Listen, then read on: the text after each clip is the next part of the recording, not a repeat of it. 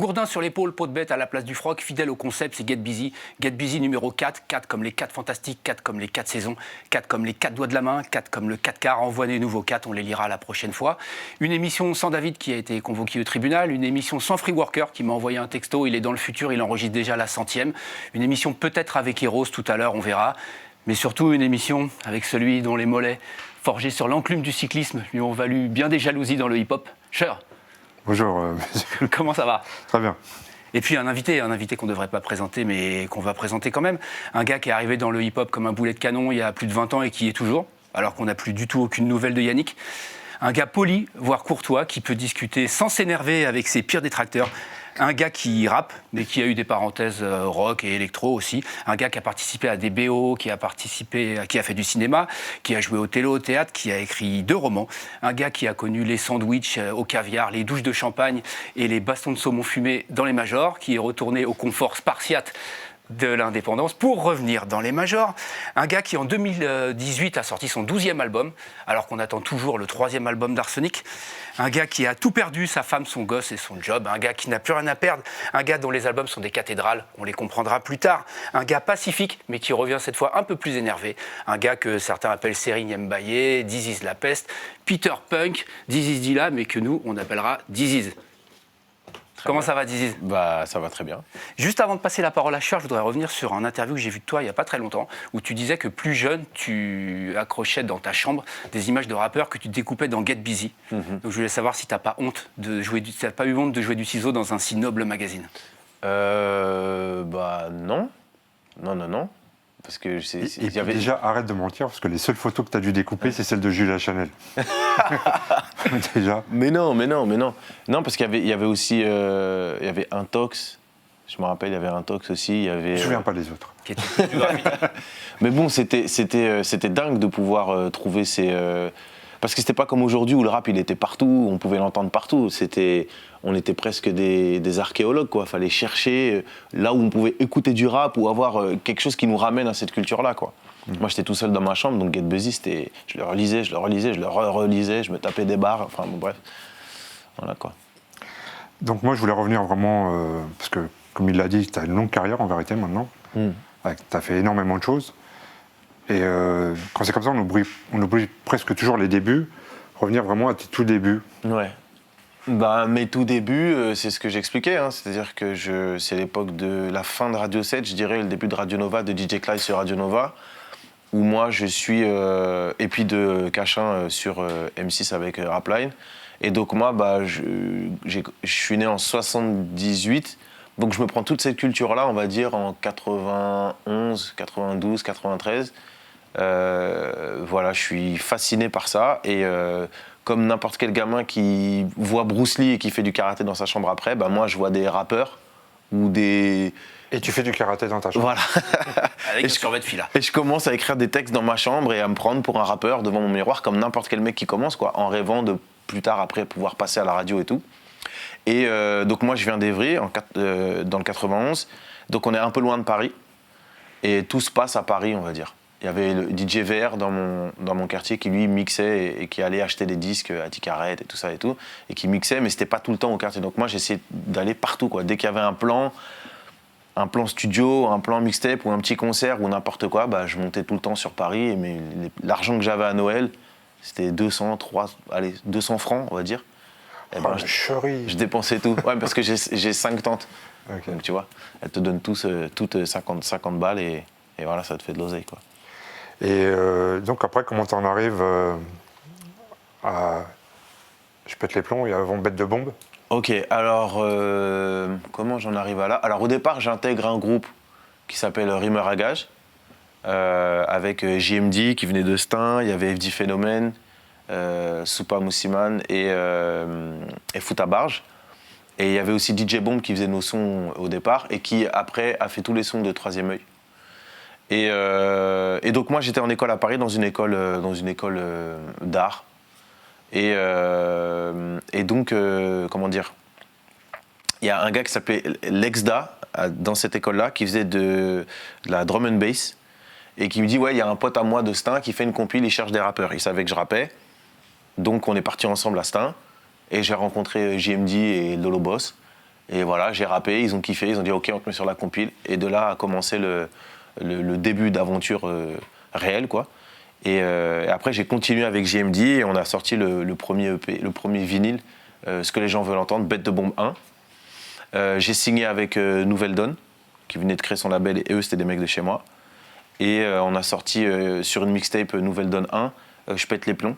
Et ils avaient mis un espèce un petit truc à découper, parce qu'ils envoyaient ça au DJ, et dire quel morceau ils avaient préféré dans le truc.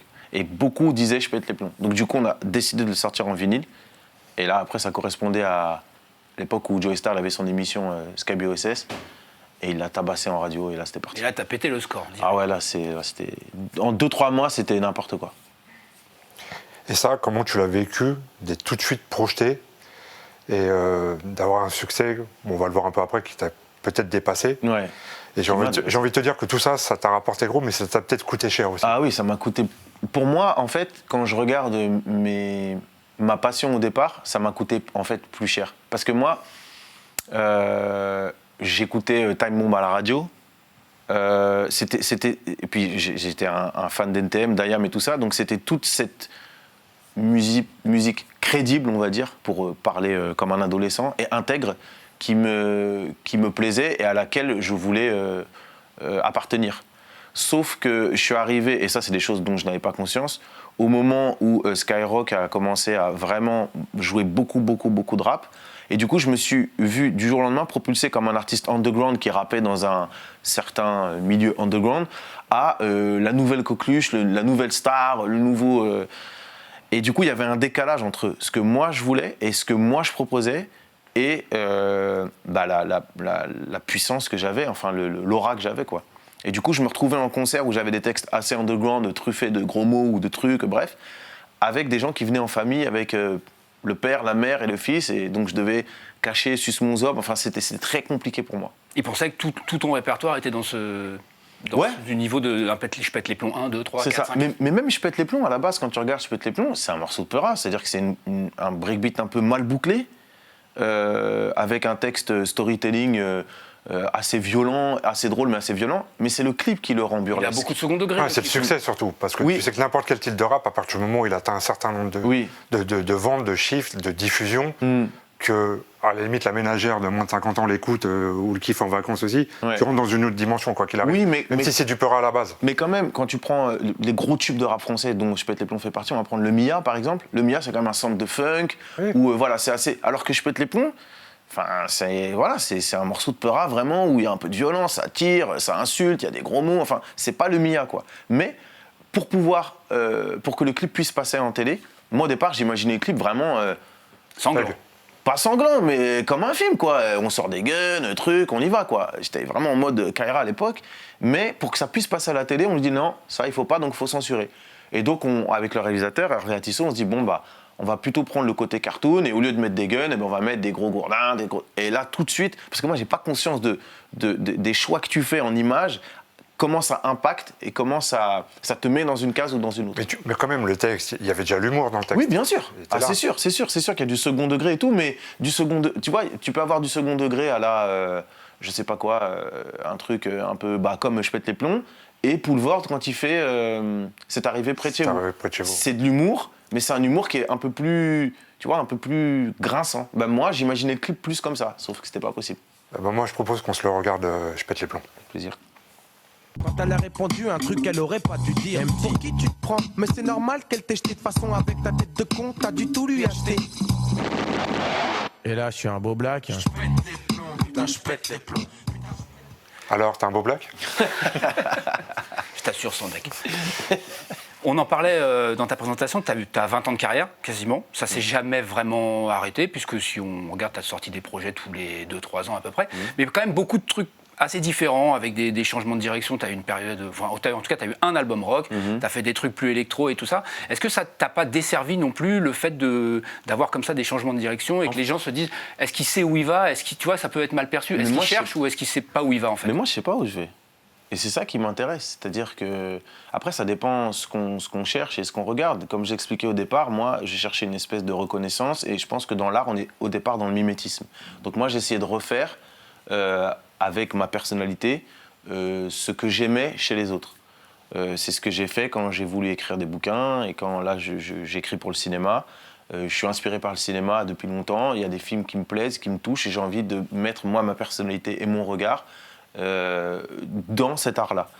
Après, si on regarde le succès ou les ventes, bah effectivement, j'ai commencé, j'ai vendu 300 000 albums et j'ai plus jamais revendu 300 000 albums. Mais j'ai continué, là j'ai fait disque d'or sur Pacifique. Mais tout plus ça. personne ne vend 300 000 albums aujourd'hui. Si, quand même, il y en a. Ouais. Il y en a comme Nekfeu, ils vendent pas mal, je crois. Ouais, mais maintenant avec les streams, c'est Oui. plus la même chose. Oui, quoi. voilà, oui, c'est plus la même chose. Donc après, vraiment, honnêtement, moi, c'est pas ce que je recherche. Ou alors, même si c'est ce que je recherche, c'est pas à n'importe quel prix. C'est-à-dire que si je n'apprécie pas ce que je fais, si je vibre pas avec ce que je fais et que je me force à faire un morceau sur scène ou à l'interpréter parce que ça va marcher ou parce que ça va passer en radio, mais vraiment, c'est pas pour faire le mec, c'est juste que j'ai pas envie. En Mais fait. quand tu dis que toi-même tu te cherches, Ouais. tu t'es cherché tout le long de ta carrière, alors effectivement c'est ce qu'on ressent, Mm. mais est-ce qu'il y a des moments où tu t'es perdu aussi? Ah oui, bien sûr. Ouais. Bien sûr, il y a des moments où je me suis perdu. Artistiquement, non, parce que quand je fais Peter Punk, par exemple, c'est un espèce de laboratoire de tout ce que j'aime, de Mais tout ce que j'ai mis à côté. Par rapport à cette période en particulier de Peter Punk, est-ce que c'est pas là ton vrai je pète les plombs en vérité? Bah si, je pense que c'est ça. Je pense que c'est ça, mais moi, ça m'a fait beaucoup de bien, au final. Sur le moment, ça m'a pas fait du bien, parce que c'est bizarre, quoi. Mais au final, c'est ce qui m'a permis de déconstruire quelque chose et de faire que je pouvais faire ce que je voulais. C'est la période où tu étais prêt à arrêter le rap. Ouais, j'ai vraiment arrêté. Je voulais T'as vraiment arrêté arrêter le le rap. Ouais. Et Tu croyais vraiment à l'époque? Ah oui, je voulais J'arrête, vraiment c'est arrêter. sûr, Ouais. hein. Ouais, pour plusieurs raisons, je voulais On vraiment ne peut pas arrêter. trop te faire confiance. pour quelle raison par exemple? Bah, dans ma vie personnelle, j'avais une tentative d'extorsion de fonds qui était amenée par le succès que j'avais eu au rap. C'est-à-dire que moi... Donc tu avais involontairement une volonté de le saboter ce succès. Peut-être c'est ça. Après, c'est peut-être de la psychologie et tout, mais il y avait... psychologue. Ouais, d'accord. Mais comptoir, Il y avait de d'officier ça. à En fait, Saint-Denis. c'est surtout que j'avais tellement de succès. Je venais d'écrire pour Yannick Noah un tube qui s'appelle Métis. J'étais au cinéma avec Ah, t'as fait ça? Bien sûr. Ah putain. Avant tout le monde. On appelle la sécurité. Avant que le rap devienne lui-même de la variété. Et donc, donc ça y est, j'étais vraiment une star, quoi. Et directement, les gens supposés de mon milieu s'en sont pris à moi. Bon, j'ai pas cédé, j'ai moi-même vu que j'étais un bonhomme, je savais pas forcément avant, mais j'ai vu que voilà, j'ai pas cédé et que pas du tout. Et du coup, mais après, dans ma vie personnelle, c'est très fort. Quand tu vis un truc comme ça où on menace tes enfants et tout, c'est très très fort. Et du coup, je me disais mais je comprends pas en fait. Donc du coup, j'ai eu une espèce de rejet de tout ça. Le succès, le rap, le quartier, tout ça, ça me fait chier, je comprends rien. Et puis après tout, je ne suis pas que ça, parce qu'à l'époque où j'écoutais NTM et tout ça, j'écoutais aussi Prince, George Michael, Madonna, et tout ça. Et donc pourquoi je me suis autorisé, ou je me suis senti à l'aise en ayant ces influences-là, alors que j'aurais pu aussi avoir les influences de Prince. Et c'est comme ça que je commence à me dire, bon, bah, je vais faire Peter Punk. Et justement, pour Peter Punk, je trouve que c'est une tendance qui ressort à un moment chez les rappeurs français, le rock. Ça a été beaucoup plus vite assumé chez les rappeurs américains, les Beastie Boys par exemple, on l'a assumé tout de suite. Cypress Hill, ils ont fait un album de rock, des groupes comme House of Pain aussi, Ice-T, etc. Et chez les rappeurs français, on avait l'impression que le rock, c'était vraiment le truc au départ, il fallait pas être affilié à ça. Il fallait vraiment casser. Et au final, ça ressort un petit peu. Tu vois, j'ai vu un interview de Seth Gecko récemment qui disait qu'il était un rocker qui faisait du rap. Ouais. Après, moi, c'est quand même... ça va plus loin, parce que dans Peter Punk, pour être très honnête, il y a...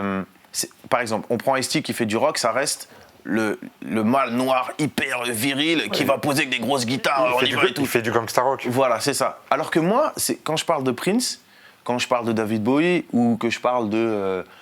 c'est pas pour citer des noms, mais il y a quelque chose de plus... c'est plus punk rock, c'est-à-dire qu'on déconstruit plein de choses en fait. Aussi le côté hyper viril, hyper truc, tout ça on déconstruit, on est plus dans quelque chose de, je sais pas, de plus... Hybride. De plus sensible. Et là aussi, de faire ça pour un rappeur qui a eu un gros succès, avec des morceaux comme Je pète les plombs et tout ça et tout, c'est très compliqué. C'est très très compliqué. Même sociologiquement, c'est très très compliqué. Est-ce que toi, tu as été des fois blessé par le mauvais accueil de certains de tes projets? Non. Moi, ce qui m'a blessé dans ma carrière, qui m'a vraiment blessé et qui m'a affecté, c'est les humiliations dans des interviews en télévision. Mais après, mes choix artistiques, qu'on n'apprécie pas, ou ça me fait rien du tout. Mais par exemple, tu vois, donc après le succès de Poisson Rouge, ton premier album, tu fais Jeux de société, qui marche pas très bien, et après tu reviens à nouveau avec des trucs de rap rigolo, Ouais. qui on pourrait croire que tu as considéré ça, que c'était une prison, mais tu y reviens quand même. Ouais. Et ça marche. Ouais. J'y viens. Tu fais inspecteur d'ici, tu fais des trucs comme ça. J'y reviens parce que, honnêtement, moi, je suis plutôt quelqu'un de rigolo. Enfin, comme toi, j'aime bien rigoler quand je suis en studio. Non, mais tu vois, quand je suis en studio, tout ça et tout, j'aime bien me moquer, j'aime bien me moquer de moi-même, j'aime bien. Donc, du coup. De toute façon, en banlieue, le sport national, c'est pas la boxe taille, c'est la bretchon. Évidemment. Et moi, j'étais plutôt fort là-dedans. Donc, du coup. Quand t'es pas fort à la bagarre, vaut mieux être fort en chambrette. C'est ça, c'est vrai en plus. Bon, je suis devenu un peu fort à la bagarre maintenant. Mais bon, bref. Et du coup. T'as compris? Et du coup, ouais, ça me plaisait en fait. Ça me plaisait de revenir à ça. Et je reviens à ça et ça fonctionne. Mais justement, Peter Punk, est-ce que tu l'avais envisagé au départ comme juste une parenthèse?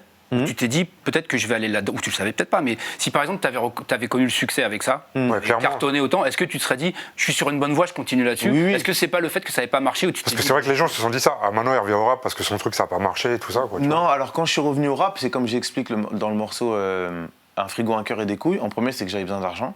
Parce que j'avais les huissiers, j'avais des problèmes d'impôts. Moi, j'avais repris mes études et tout ça et tout. Je voulais carrément, vraiment, je voulais arrêter. Ça, c'est honnête de le dire, parce qu'il y en a beaucoup qui ne vont pas dire qu'ils font les choses pour la gamelle. Ah, moi, je l'ai dit dans le morceau. Ouais. Un frigo, un cœur et des couilles. Donc, un frigo, à l'époque, j'avais 3 enfants. Il fallait que je les nourrisse, donc il fallait que je revienne. T'en as combien maintenant? J'en ai 5. Et donc... C'est vraiment un Roland. Donc, la première raison, c'est ça. Après, c'est parce que vraiment, ça me manquait. La musique me manquait. Et le rap me manquait parce que j'en écoutais toujours. Et surtout, je savais que j'étais encore à la page, quoi. J'écoutais ce qui se faisait et il n'y avait personne qui me faisait peur. En Peura, enfin, je me sentais pas, même encore aujourd'hui, je me sens pas dépassé. Donc du coup, je me suis autoproduit, je l'ai fait et puis j'ai bien fait parce que je suis rentré premier devant Madonna. Et que j'ai tout niqué, j'ai refait un buzz, toutes les maisons de disques ont voulu me signer. Enfin, voilà. Et justement, c'est ça, on en parlait aussi dans ta présentation, tu as connu les maisons de disques, avec tout le luxe, entre guillemets, que ça peut être, c'est-à-dire le confort des studios, des budgets, etc. Tu es reparti sur une structure indé, et tu es revenu sur une major maintenant. Après, tu as passé sur Def Jam, ton dernier album est sorti sur Polydor. Ouais. Est-ce que c'est pas, dans un sens, plus confortable? Qu'est-ce qui est plus confortable? Parce que d'un côté, tu as les majors avec le confort financier et tout promo que ça peut être derrière, mais quand tu es en indé, tu fais vraiment ce que tu veux et personne va te dicter ton choix, personne va te parler d'un single, personne va, tu vois? Alors ça, moi, je suis connu pour ça. Je suis un peu de tête brûlée. Et l'histoire de single, tout ça et tout, enfin, même quand je sors un single, c'est moi qui l'ai décidé. Et on m'a pas envoyé une top line ou je sais pas quoi, ou parle de ce sujet-là, parce que truc et tout. Non, sur ça, je suis comment dire, ça me sert comme ça me dessert, mais je suis un petit peu autiste sur ça. Je suis un peu enfermé sur mon truc et bon. Donc c'est pas pour ça, moi. Les majors, c'est plus pour un réseau, une exposition, et puis voilà, être dans le système pour te faire entendre, c'est plus facile que quand tu es en dehors du système. Après, ça dépend. Enfin, si toi, tu te laisses pas, j'allais dire, imprégné par le système et que ça modifie pas ce que tu as à dire, voilà, tu essayes, bon an, mal an, d'arriver à manier la chèvre et le chou, comme on dit. Après, ça peut être de bons conseils d'être sur une grosse structure. Hein. Je dis pas que c'est signé avec le diable non plus, par bien rapport sûr. à être indé, ça aurait toutes les vertus. Hein. Bien sûr, bien De sûr. toute façon, c'est du bis pour finir. Ouais, aussi. Sans que tu sois en indé ou en major, c'est de l'argent à gérer aussi. Bien sûr. Quand tu disais que tu te sentais toujours à la page, là, j'aimerais bien qu'on écoute Rap Genius, parce que justement, c'est la preuve que tu étais encore à la page, et tu as des guests de ouf dans le clip. Donc, je propose qu'on écoute Rap Genius. Ça marche. Un malaise dans la pièce, comme si quelqu'un venait de faire son coming out. Je vais tellement kicker que t'auras que 3 mots. C'est oh my god, Evry Greeny Corbeil 9-1. C'est mon pédigré, je le mets pas en avant, mais tu ferais bien de pas l'oublier. Oh, bête de clip. Ouais. Il y a du beau gosse quand même. Je sais pas si tu les as payés cher, mais les mecs sont là. Trop beau signe d'agneau. Ouais, donc par rapport à un truc que je te disais, et moi c'est un truc en regardant plein d'interviews à toi, et en écoutant des trucs, des disques, plein de choses, il y a un truc qui revient toujours, c'est le métissage, donc le côté hybride qu'on disait, et en fait t'es vraiment un hybride dans tout, quoi. Ouais. C'est-à-dire de ce que t'es toi personnellement, entre deux races, entre deux mondes, t'es toujours un truc, on a l'impression que t'es de nulle part et de partout, quoi. Même parce que je vois les contours. Artistiquement, comme personnellement, comme parce tout, que je vois les contours et les définitions comme un enfermement. Parce que ça veut dire que tu dois correspondre à ça, et je sais que c'est une illusion et que c'est que de la perception de réalité, parce que dire qu'un noir c'est ça, ou dire qu'un blanc c'est ça, Bah, c'est absolument différent. Ça veut dire que toi, tu es quelqu'un qui peut parler des deux côtés du périph'. Ouais. Tu vois, je refuse de me définir selon des choses qui me précèdent déjà, même si je suis aussi le fruit de plein de choses. Mais quand tout à l'heure, tu disais ce qui t'avait vraiment blessé dans ta carrière, c'est les humiliations. Ouais. Donc je pense que tu parles du On n'est pas couché, le premier que tu as fait avec Zemmour et Nolo. Ouais. Et j'ai regardé les deux autres après, parce que t'en as fait 3. Ouais, mais les autres, non, c'était bon après. Très bien, oui, parce que t'as retenu les leçons. C'est ça, exactement. Mais le premier, ils ont quand même mis il y a un truc qui ressort, parce que je l'ai regardé avec le recul. Sur le coup, c'est pas pareil quand tu le regardes 10 ans après ou machin. Effectivement, toi-même, tu es enfermé dans ce truc tu portes le sac à dos de la banlieue. Mais oui. Tu vois. Donc toi-même, tu t'es un peu tiré une balle dans le pied. Bien sûr, c'est sûr. Toi-même là-dessus. Et c'est vrai que Nolo, il dit un truc qui est quand même assez juste. Tu te plains de passer en dernier, mais effectivement, il y a 400 livres qui sortent dans l'année. Il y en a peut-être 15 qui sont reçus chez eux, il t'en fait partie. Ouais. Non, c'est vrai. Tu vois non, c'est vrai que. Mais c'était toute cette période-là, justement, où moi, dans ma vie personnelle, j'allais pas bien, de toute façon, même si c'est pas des excuses. Hein. Mais. Si, c'en est une. Oui, mais bon, à ce moment-là, il vaut mieux se préparer et faire attention et tout ça et tout. Et je m'étais pas assez préparé.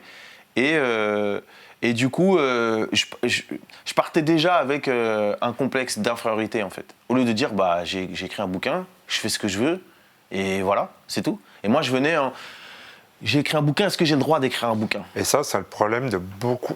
Peut-être moins maintenant, parce que t'as des mecs qui commencent à en avoir rien à foutre et qui ont raison à mon goût.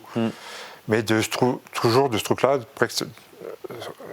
presque sentir que c'est un coup de chance que tu sois là. Ouais, c'est ça. Et presque t'excuser d'être là parce que tu fais du rap. C'est ça. Mais en même temps, c'est ce que dit Nolo. Alors qu'ils vont recevoir des chanteurs de variété qui ne vendent pas plus, dont les textes sont pas plus intéressants. Bien sûr. Et personne ne va leur casser les couilles de la même façon. Bien sûr. Non, mais c'est surtout qu'en plus, quand tu tombes devant Zemmour, il t'aime pas déjà parce que t'es rappeur. Quoi que tu proposes, il va. Et il y a ça, toujours... c'est pas un problème. Non, mais il y a toujours avec les rappeurs, c'est-à-dire que le mec va te dire, bah ouais, moi j'ai lu, je sais pas, je me suis lu Victor Hugo. Et, ah ouais, et ça parle de quoi dans Les Misérables, page 82? C'est ça. Mais toi, pour moi, t'es tombé dans le piège de dire, ah oui, mais moi aussi, j'ai cité des auteurs pour dire machin.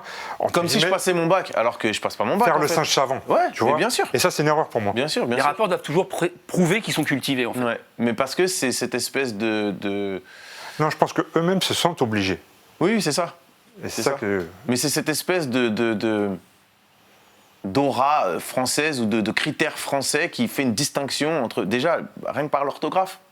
Moi, j'étais terrorisé à faire des fautes d'orthographe, alors que... À l'oral sur le plateau avec Zemmour? Non, pas. Mais tu peux faire des fautes de français. Et tout de suite, tu dis, ouais, bon, bah ça y est. Tu vois. Croivez.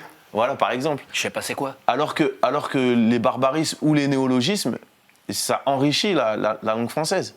Donc tu peux en inventer, puis je fais ce que je veux, je suis français, je fais ce que je veux en fait. Mais ça, c'est des trucs que tu comprends après.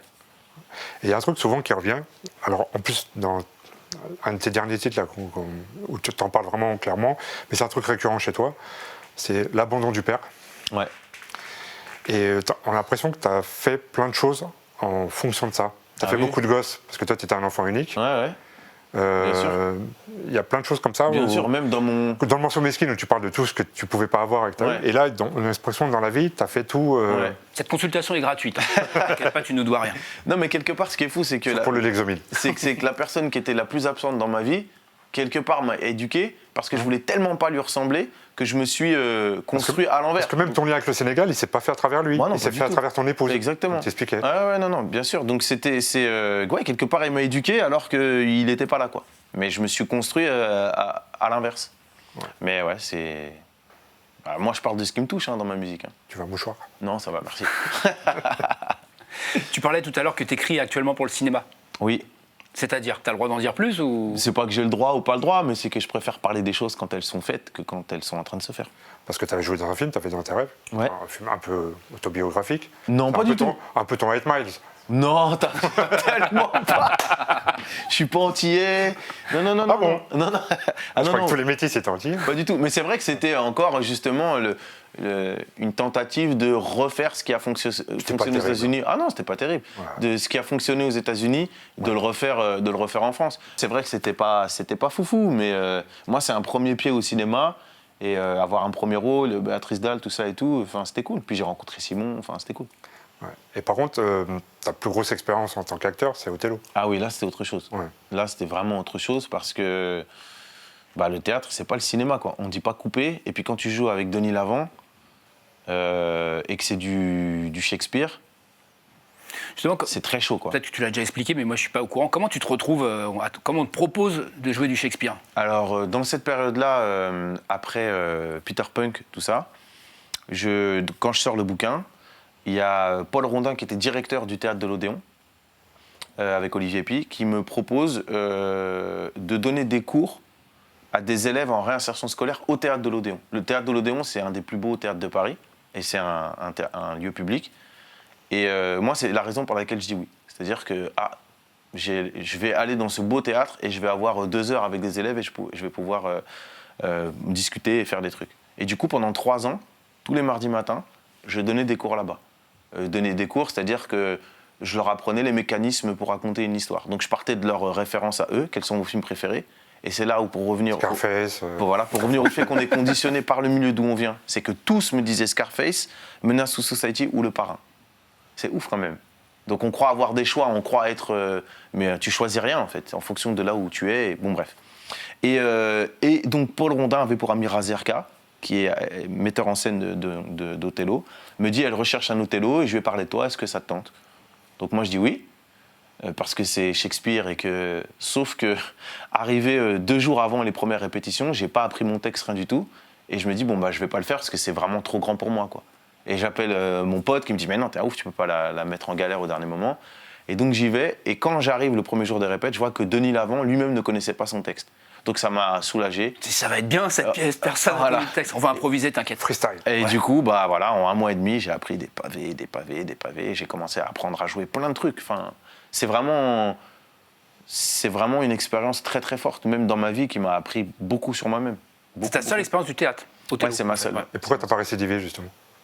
Avec un one-man show. Comme Bah, Tamini. non, parce que je me dis justement que je vais mettre ça au cinéma. Moi, j'ai envie de jouer, voilà, tout simplement. Par rapport aux 2 bouquins que tu as écrits, Mhm. le deuxième, donc le premier c'était Les derniers de la rue Ponty, Les Derniers de la Repentie, et là tu en as écrit un autre qui s'appelle René. René. Alors je ne l'ai pas lu, si tu me l'as pas envoyé, D'accord.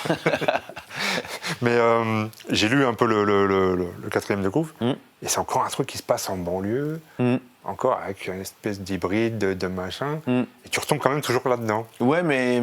Contrairement à ce que tu dis, où tu veux t'émanciper de toute barrière, de tout. Oui, sauf que dans le premier, ça parle pas de banlieue, ça parle pas du tout de tout ça. Non, mais dans celui-là. Oui, dans celui-là, oui. En fait, celui-là, Houellebecq, il a écrit Soumission, je crois. Bah, 2 ans avant, j'ai écrit à peu près la même chose. C'est-à-dire qu'il a tout pompé sur toi. Non, je dis pas qu'il a pompé, mais en tout cas, on en a beaucoup parlé du sien et moins du mien, sauf que vrai. c'était le même principe. Et moi, j'imaginais que l'extrême droite prenait le pouvoir. Lui, il imaginait qu'un musulman prenait le pouvoir. Donc, c'est les questions qui font peur à la France depuis une dizaine d'années. Moi, je pense que les deux ont raison. Tout le monde ne comprendra pas cette subtilité-là, cher. Je sais. Et du coup, bah, moi, j'imaginais ça, en fait. Et c'était très inspiré de tout ce qui s'est passé au Tarteret avec Dassault et tout ça et tout. Et aussi, moi, de ma vie personnelle et de l'adolescence et tout ça. Et je suis très, très fier de ce bouquin-là. Le premier, c'est vraiment un coup d'essai et de « j'ai le droit, s'il vous plaît, moi aussi ». Et c'est un peu une dictée, quoi. Enfin, pas une dictée, mais un peu plutôt une dissertation de collège. Alors que celui-là, je suis vraiment fier de... T'arrives à être bien Voilà. critique dessus sur le premier en tout cas, c'est une dissertation de collège. Ouais, un peu, bah, parce que je voulais bien faire, parce que je faisais attention aux mots que je mettais et que je me disais, ah, ma mère, elle va lire, donc fais attention. Donc bon, c'est pas comme ça qu'on écrit un bouquin, quoi. Alors tu t'es jamais demandé si ta mère elle allait écouter tes disques. Si, mais sur le dernier, moins. Ouais, mais si, j'ai De toujours quoi fait un tu t'es truc. moins demandé si elle allait l'écouter ou... Non, sur le dernier, j'étais trop... Aujourd'hui, je suis passé dans une... Moi-même, dans mon processus artistique où j'en ai plus grand-chose à foutre, en fait. Et j'écris vraiment ce qui me fait vibrer sans faire attention à qui va penser quoi. Attends, je t'ai entendu parler de celui-là justement où tu disais que tu avais été plus instinctif dessus, c'est allé assez vite. Est-ce que justement c'est pas le truc où tu as peur de regretter, pas forcément dans des années, mais dans pas longtemps, Si. en se disant oula, j'ai peut-être été un petit peu, Si, j'aurais si. mérité d'avoir plus de recul là-dessus, Si. peser les phrases. Ah oui, c'est sûr. Mais t'y vas quand même quoi. Sur celui-là, je pouvais pas faire autrement, en fait.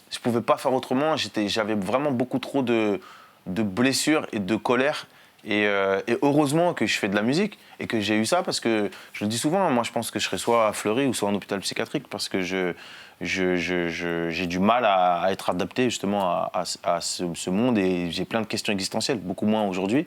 Mais oui, heureusement que j'ai la chance et le don de pouvoir exprimer tout ça comme ça. Parce que celui-là s'est fait assez instinctivement, donc ça veut dire que au départ, tu ne l'as même pas pensé un petit Non. peu globalement. Non. C'est un texte qu'on a amené un autre et puis. Ouais, c'est une émotion en fait, c'est un coup de colère sur pas mal de trucs. Je pense que l'élément déclencheur, c'est le cancer de ma mère, où déjà elle en a bavé dans sa vie, elle vient d'être à la retraite et boum, elle a un cancer. Je dis putain, mais c'est vraiment dégueulasse la vie en fait. Et bon, et plein de choses, tout ce dont on a parlé avant, le fait de pas se faire comprendre ou à chaque fois de me faire des procès d'intention et des choses comme ça, j'en vois tout péter quoi. Et t'as une moto, Et j'ai une moto. en plus. Ah oui, j'ai une moto. J'aime trop la moto. Je vais plus vite avec ma moto qu'avec ton vélo, je te préviens. Tu as vu ces mollets forgés sur l'entretien. Est-ce qu'on s'écouterait pas un peu de Zik? Bah, moi, je propose qu'on écoute Hiroshima, Ok. extrait. Et on sera peut-être rejoint par un invité surprise en troisième partie juste après. Un espèce de jumeau de toi qui Ok. prépare. Ok. La nuit, je me cache, je suis fou, allié. La vie, je nage, je n'ai pas pied. Irradié par mon passé. Daron, famille, je sais pas c'est quoi. Poteau, ça va, coup-ci, coup-ça. 7 km quotidiens sur un vélo d'appartement, c'est ce qu'il lui faut exactement pour être au top de sa forme. Il nous a rejoint. Et Pour Ross, être là presque à l'heure. Bonjour, comment ça va? Salut. enchanté. Pareil. Et donc moi j'avais une question par rapport à ça. Tu disais tout à l'heure où tu te sentais à l'époque de Rap Genius, ou quand tu es revenu dans le rap, tu te sentais encore à la page. Et là on voit même l'évolution musicale, puisque tu restes actuel. Et comment tu es passé les différentes époques par lesquelles le rap lui-même est passé. Parce que là tu as des trucs plus électroniques, bon, tu as déjà des expérimentations. Mais là, bon, ça reste du rap très actuel. Toi qui as commencé par du boom bap classique, du machin. Est-ce que c'est quelque chose que tu te sens obligé, ou c'est vraiment par goût, ou c'est parce que cette obligation de rester à la page, ou... Parce qu'il y en a, ils font du boom bap toute leur vie, par exemple. Oui. Tu vois. Ben non, moi ça te gonfle? Ça me gonfle. Faites le rap, je sais pas comment dire. Est-ce que tu arrives toujours à aimer les nouveautés, les nouveaux bien sons, sûr. les nouveaux... Pas tout. Ouais. Pas tout. Quand il y a de la recherche, on parlait de Travis Scott tout à l'heure, par exemple. Il y a plus de recherche pour moi chez Travis Scott que chez Lil machin, Lil je sais pas qui, tu vois. C'est-à-dire qu'il y a une recherche du son, l'artiste préféré de Travis Scott, c'est Kid Cudi. Il le dit lui-même, tu vois. Et Kid Cudi, c'est quand même quelqu'un qui est dans le laboratoire, Que la des recherche. gens qui sont dans ta ligne d'être en décalage par rapport... C'est ça, voilà. c'est ça. Donc du coup, moi je cherche pas forcément à être à la page, mais je suis toujours animé de la même manière que j'étais animé quand j'entends DJ Clyde à la radio en 80, je sais plus combien, balancer le morceau The Original de Jerusalem Damaja, où je suis dans ma chambre et je me prends cette boucle de piano complètement et que ça me casse la tête. Bah, quand j'entends Travis Scott qui fait Psychomode, ça me casse la tête pareil. Donc du coup, bah, je suis influencé pareil et j'arrive à... Mais je suis pas figé dans « moi j'ai connu la vraie époque, je sais mieux que vous ». Ce discours-là... Ouais, puis tu n'es plus dans ta chambre non plus. Ouais, j'écoute encore dans... Et surtout, ce qui est marrant, c'est que, excuse-moi, mais qu'un rappeur de ton âge puisse avoir les mêmes techniques d'approche du monde de la musique, c'est pas pour minimiser ce que tu fais, le petit Smith, je crois que c'est Jaden. Ah, Jaden Smith, ouais. Jaden Smith ou quoi que ce soit, qui font ça fond dans ce qui pourrait être à part Alien, entre guillemets Alien, pour les puristes, Ouais. et qui tentent surtout d'élargir. Bah oui, mais parce que, en plus, moi, j'écoute vraiment pas que du rap. Il y a plein de gens qui disent ça, mais moi, c'est réel, quoi. J'écoute pas de là, j'écoute des morceaux qui me plaisent dans la country.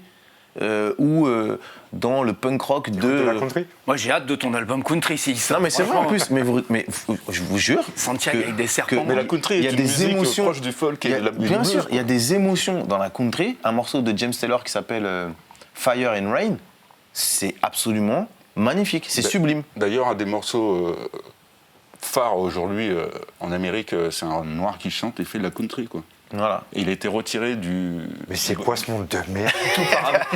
Le sol est devenu le plafond, tout tourne. Ah, le grand remplacement, même dans la musique. Merde. Non mais bon, il a quand même été retiré de la catégorie country, alors qu'il est purement country. Ah ouais, bah parce ouais. qu'il est noir et qu'il y a un petit peu de beat rap derrière. Mais moi, de toute façon, blues. pour moi, les artistes géniaux, pour moi, c'est Prince, par exemple. Parce qu'il prend plein de choses Pour en faire un truc à lui. pour en faire du Prince. Et c'est extraordinaire. Et t'as pas peur des mêmes déceptions que ce genre d'artiste peut avoir? C'est à force de chercher partout, il se mange souvent des murs. Enfin moi, Ah oui, personnellement, moi, je même me fan de Prince, il y a certains essais de suis sa d'accord. part qui... Crystal Ball. Ouais, je suis d'accord. Moi, je me suis Ah, moi, honnêtement, les 2 derniers tiers de sa carrière, je suis passé à côté, quoi. Ouais. Ouais, Et non, t'as bien pas sûr. peur de ce décalage avec ton public? Je pense pas que tu Et pourtant, sois j'étais un artiste fan qui de cherche ouf, à hein. avoir un public. Non. Tu cherches à toucher des gens qui Tu sais, sont en moi, slip, moi, j'ai en toujours, jupe ou quoi moi, que ce j'ai soit. toujours pensé que suivre et écouter les dictats d'une radio, c'est la même chose que suivre et écouter les dictats de ton supposé public. C'est-à-dire que si je me dis, je peux pas faire ça, ça va pas plaire à mon public, c'est la même chose que dire, je peux pas faire ça, ça va pas plaire à telle radio. Et ma question, c'est est-ce que tu as l'impression d'avoir un public? Est-ce que tu as l'impression de savoir à quel stéréotype il est? Non, parce que j'ai que des greffons de gens, en fait. C'est-à-dire qu'en Moi, je concert... t'avais vu en showcase, je te coupe, je t'avais vu en showcase, Citadium. ouais, pas le dire, et t'avais un public jeune. Ouais, oui. Ouais. Et je le cherche pas. C'est-à-dire que moi... Mais est-ce que t'as aussi des gens qui te suivent depuis le début? Oui, il y en a aussi. Il y en a aussi, ils sont plus au fond de la salle, ils osent pas trop danser et tout. Bah, ils souvent, laissent leur gosse devant, voilà, ils sont souvent, au fond, quoi. souvent en concert, je les vanne un peu, je dis ah bon bah ça c'est les 30-40naires au fond, vous avez oublié de vous amuser quoi, et on rigole. Mais pourtant dans mes textes, par exemple, si je voulais être vraiment dans le jeunisme et que je voulais attendre à la sortie des écoles pour avoir des... Prends un autre. Ah, Tourne non, la phrase non, mais autrement, parce elle est un qu'il y peu en a bizarre, qui font- celle-là, il y en a quand qui- même. il y a plein de rappeurs qui font des ça, écoles. ouais, malgré ouais. leur barbe ou quoi que ce soit, vois ils font vraiment, ils Voilà. abaissent le niveau. Ça, c'est quand tu joues dans le Nord. Voilà, et ben par exemple, je citerai en référence Naruto, au lieu de citer Dragon Ball Z. Moi j'ai regardé Dragon Ball, j'ai pas regardé Naruto, je connais pas Naruto. Donc tu leur parles leur langue, mais avec tes références. C'est ça, c'est-à-dire que dans la forme, il y a des références à aujourd'hui, mais dans le fond, c'est un mec de 40 ans qui parle de ses névroses et de ses aspirations, de ses rêves. De mec de 40 ans. Quand tu écoutes This Is Là, c'est ça en fait. Et justement, avec ton évolution, vous en avez parlé pendant toute l'émission, j'ai l'impression que en fait, tu étais super plus méticuleux au niveau du sens du mot au départ, et qu'aujourd'hui tu cherches juste à envoyer des sortes d'images. C'est exactement ça, c'est-à-dire que, mais parce que ça vient du curseur d'avant. Dans le curseur d'avant, le texte, il était, et la musique, elle était un petit peu, tu prenais un breakbeat un peu bien fait, et puis bon, tu vois, tu prends Wu-Tang, c'est pas, c'est devenu, c'est méticuleux dans le, j'allais dire dans le Placement. Ouais, mais sinon dans la recherche, tu vois, des fois c'est mal bouclé, c'est un peu mal mixé, mais c'est ce qui fait la force, c'est ce qui fait la signature de RZA par exemple. Mais et le texte et tout ça, c'est important. Aujourd'hui, la musicalité, elle est plus importante, l'atmosphère, l'ambiance, l'image même, elle est capitale. Et moi, ça me plaît. C'est vrai que je suis un peu moins sur le texte. Mais il y a toujours, dans les albums, il y a toujours, par exemple dans Pacifique, on va prendre Carré Bleu, là au niveau texte, ou dans celui-là, Si, tu y reviens toujours. Voilà, il y a toujours. Je veux toujours montrer, attention. à tes pairs que voilà. t'es encore là. Et puis même moi, c'est quelque chose qui me plaît. Parce que l'écriture, c'est quelque chose qui me plaît. Mais c'est vrai que je suis moins sur vraiment le texte. Tu disais, ouais, je sais pas c'est quoi, tu vois. Je sais très bien qu'on dit pas ça, mais ça passe bien. Je te le pardonnerai jamais. Et justement, puisque toi, t'es attaché à l'écriture, on t'a ramené des livres d'images. Des très beaux livres. Et ces livres, en fait, ça parle de graffiti, c'est des roadbooks super bien élaborés. C'est C'est fait par un tagger qui tag rap. Ok. Et la série s'appelle Graph Life, en fait. Ok. Et c'est vraiment des tranches de vie. Putain, c'est ouf. il a tous les graffiti artistes, enfin certains, comme ils ont une longue carrière et qu'après chaque peinture, ils prennent un peu les preuves de leur crime, il a réussi à les compiler, à surtout essayer d'avoir une sorte de bonne historique de ce qu'il a fait. Ouais. Et à la fin de ces bouquins bien fournis en images, il nous raconte au jour le jour ses rencontres avec ses pairs, d'autres graffiti artistes, tout ce qu'il a fait, ses voyages, la façon dont ça se passe, ses coups durs. Putain, c'est intéressant. Sa vie en elle-même, il commence par d'abord bien s'expliquer lui-même, d'où il vient, comment il vit, sa famille. C'est pas juste un catalogue de photos. Oui, je il y a- comprends. Il y a une vie derrière, quoi. C'est vraiment un témoignage de vie, c'est-à-dire, je pense qu'il l'a peut-être élaboré de façon à ce qu'il reste Est-ce une qu'on peut les voir à trace. l'écran, Pat Le Guen Ce qu'il reste une trace de ce qu'il a fait durant ses temps perdus, parce que c'est pas rémunérateur. Bah oui. Il a réussi quand même à en vivre un peu, à être reconnu pour ça, mais sur une petite période par rapport au temps de pratique qu'il a. Et voilà, et je pense que c'est un beau témoignage sur le graffiti. Ça peut être un peu agressif pour certaines personnes néophytes dans ce domaine, mais c'est à voir. Moi, c'est ouf mon rapport au graffiti, parce que quand j'étais plus jeune, donc on va dire, allez, 14-15 ans, quand j'ai commencé... T'en feras un album, laisse-moi penser. Non, mais attends, mais non, c'est que dans ma tête, je me disais, il y a des choses qui se font, des choses qui se font pas. Et par exemple, parce que tu as toute l'éducation et tout, tu dis, ouais, bon, je vais pas les voler dans un magasin, ça va apporter des problèmes à ma mère, et puis ça se fait pas, et tout ça et tout. Mais le graffiti... Ah, t'as bien fait de bouger de banlieue, toi. Je me disais, j'ai pas l'impression de faire quelque chose de mal. J'ai cru que t'allais dire le contraire. Parce Non, que, ouais, non, justement, j'avais pas l'impression de faire quelque chose de mal. Pourtant, ça pouvait ramener des problèmes à ma mère et des amendes et des puis trucs ça de peut ouf. être considéré comme de la dégradation. Ouais. Mais non, je trouvais ça vraiment... Et là, on a un livre de cul. Ouais. On l'avait reçu dans Get Busy quand on était il y a très longtemps. Marie d'Empoigne, on l'avait reçue avec Weedy. Elle était venue nous présenter son bouquin sur son expérience de vendeuse dans un sex shop. Elle a refait un deuxième livre qui s'appelle cette fois-ci Le choix dans la date. Je vous laisse la faire chez vous. C'est son expérience des applis pour rencontrer des gens, des applis de drague. Voilà. Petite coquine, va. Elle fait que des livres de cochonne. Ouais, mais... Et on remonte les 2 albums de Eh DC's. oui, le dernier, Dizzy Zilla. Ça, c'est les éditions vinyle, très beau. Merci. Avec la moto de DC's. Attention, ils font un tourne-disque. Un manche-disque. Donc, à chaque fois, double album, comme ça, en vinyle. Parce qu'il y a encore des gens qui achètent du vinyle. Ah bah oui, on soigne les choses. Voilà. Et il a fait les choses proprement. Garçon studieux. Voilà. Et les 2 sont sortis en même temps? Non. Le vinyle, si. Le vinyle est sorti en même temps, ouais. Ok. Donc ça, c'est l'avant-dernier et ça, c'est le dernier. C'est ça. D'accord. Et ben voilà. Et j'ai pas rappelé le titre qui est Hors de la vie, A Way of Life, pour le graffiti. Et ben voilà, c'était Get Busy numéro 4. Et je serai au Zénith le Oui, Ouais, mais très important. avril. est-ce que l'émission sera diffusée là? Parce qu'on n'est pas en direct. Excuse-moi de... Si. Si, On est en elle sera direct. diffusée. Non, Non, on n'est pas en Tu seras direct. au Zénith quand, tiens, dis donc. Le 20 avril, je serai au Zénith. Ok. Voilà, de Paris. Bon, bah, on va se quitter sur cette bonne parole. Non, on va se quitter putain, sur- on va se quitter sur cette bonne parole. Je vais dire au revoir aux gens. Avant, revoir, un petit repos en paix à Nipsey Hussle, qui a disparu récemment, qui était une partie importante de la culture rap pour ceux qui s'y intéressent un peu. Et voilà, je tenais quand même. Pas pour toi. Je te parle pas, toi. Et justement, pour rester dans la culture rap, on va se quitter avec le choix de d'ici. On va écouter George Michael. On va d'abord se dire au revoir. C'était Get On va Busy dire au numéro revoir, 4. Au revoir, C'est lui qui a cher. À choisi bientôt. Ouais, c'est lui. Pour de vrai. J'assume Moi, je dis au totalement. revoir aux gens, même si les gens ouais, n'écoutent pas. Moi, je préfère te dire au revoir avant le clip. Au revoir, Dizzy. Au revoir. On se retrouve bientôt parce que, comme vous le savez dès maintenant, ne nous suicidons pas maintenant. On a encore des gens à décevoir.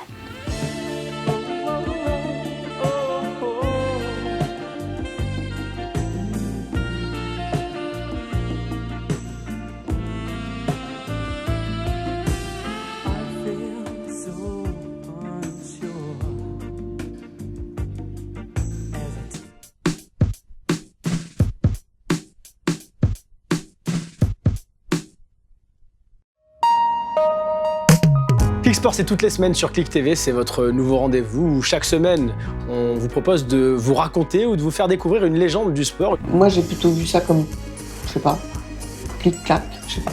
Et nous voilà en compagnie de notre invité toute la semaine, Kobalade. Bienvenue, c'est ta première télé? Eh bah bienvenue, c'est chez nous, chez Click. Clic-clac. Moi, c'est la première interview que j'ai faite, c'est avec toi. On était avec mon groupe, je me rappelle encore de l'image, on était dans le studio, ils ont mis la lumière rouge, je sais pas pourquoi j'ai cette image-là, je me rappelle. Ouais. T'es le premier à y répondre sur notre chaîne. C'est quoi ta définition d'une clique? C'est un groupe de potes avec qui on restera pas toute la vie. Pourquoi pas toute la vie? Parce que sinon c'est une famille. Je pense qu'on se rencontrera un seul jour. À bientôt, James, et bon courage. Oh, that's incredible. That's sweet. You know, it's just like you, he never talks. Bienvenue pour la première de Parle-moi. Dans Parle-moi, on va parler littérature, mais pas de livre, puisqu'il paraît qu'aujourd'hui, on lit plus. Donc, à défaut d'un livre, on va parler d'une page. Chaque semaine, on va recevoir des gens qu'on trouve inspirants, qui vont venir partager leur expérience sur un sujet qui touche tout le monde. Et la première qui arrive, c'est la confiance en soi. Et ça se voit, on est au top. Que suis-je? Je suis chinois. J'ai des cheveux un peu bizarres. Je suis un peu chelou d'une façon générale. Je suis chelou, mais j'ai un talent de ouf. Je suis Bounaimin et j'arrive sur Click TV.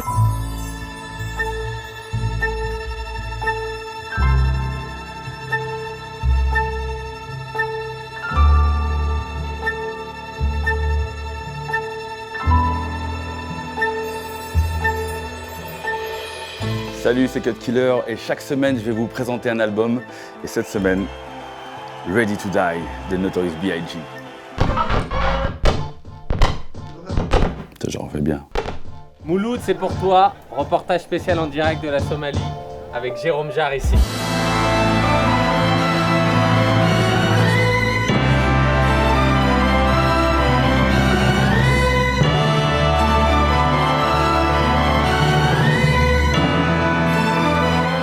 Là exactement, on est en direct de Cox's Bazar au Bangladesh, plus précisément dans le camp des Rohingyas, pour faire quelques jours en immersion à la rencontre de ces peuples.